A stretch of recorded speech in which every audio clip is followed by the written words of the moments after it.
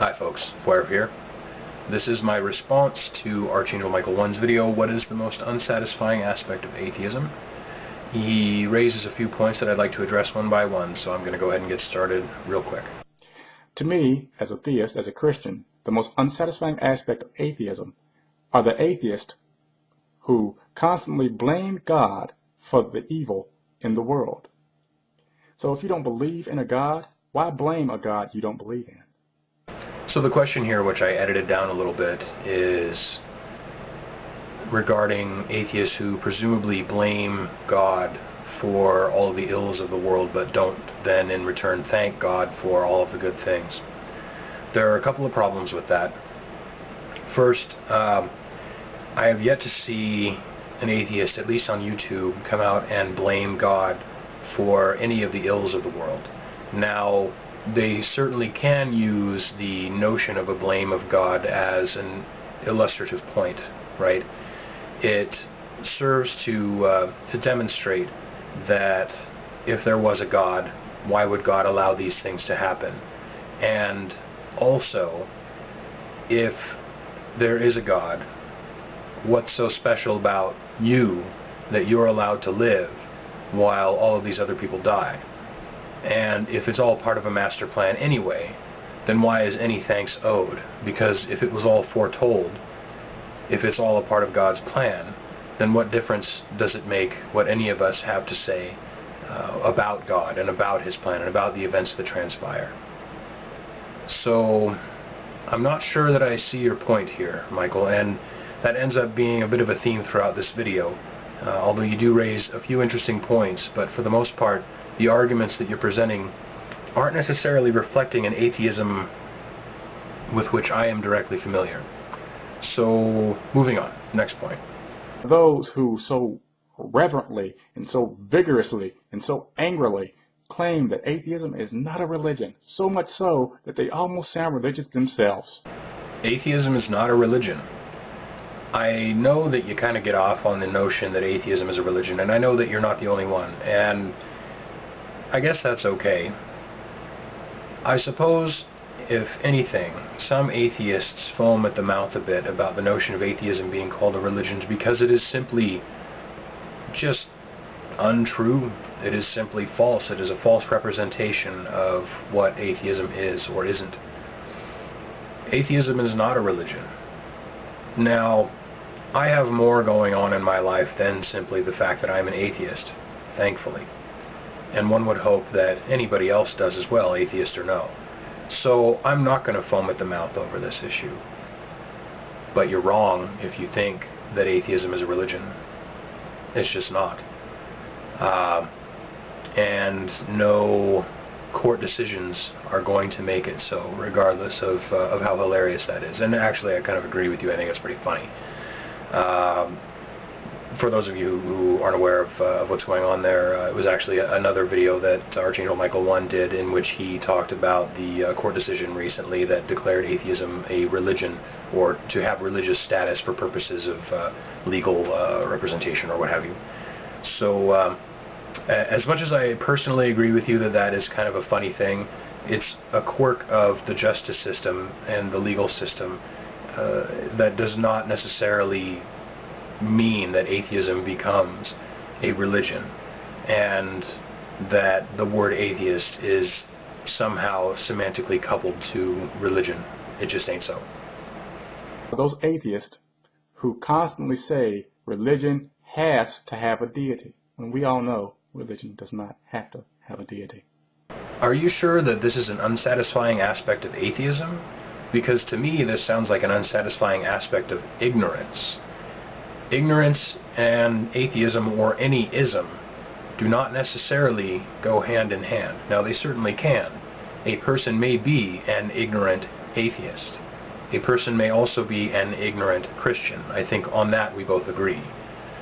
This sounds like a beef that you can justifiably take with ignorance, and I would take it as well. But not with atheism. Atheism is the wrong target for this. I think that the appropriate thing to do in this situation is to A, yes, be unsatisfied with it, and B, attempt to present the information and educate people, because It's incorrect. You're right. In that same vein, those atheists who say, I don't have faith. Because you're an atheist, you don't have faith.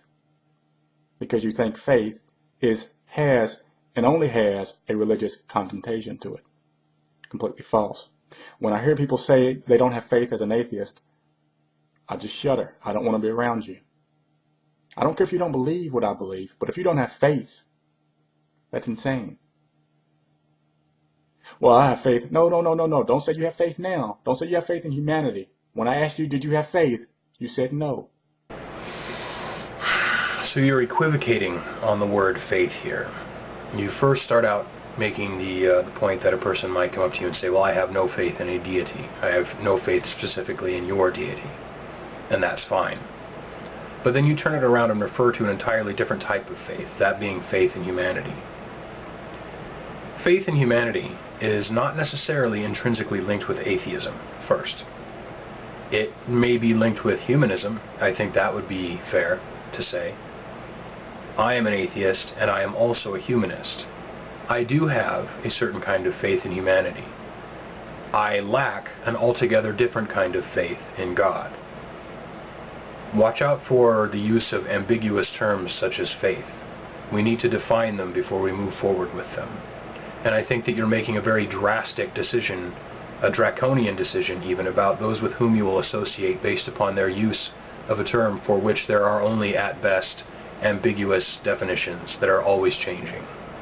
Are the moments where you get really somber and you think about there's no heaven to see your family members who are religious, and you wish there was a hell to send people who are truly bad and just wrong in their actions? So you raise an interesting point here. The question, I think the larger question, is how does an atheist, or let's narrow that down a little bit, how does a person who is an atheist and who also does not believe in any kind of eternal system of reward and punishment, how does such a person derive any kind of solace from the nature of reality in the face of some of the horrible things that happen, and some of the bad things that happen to good people, and some of the good people who go their whole lives without being rewarded?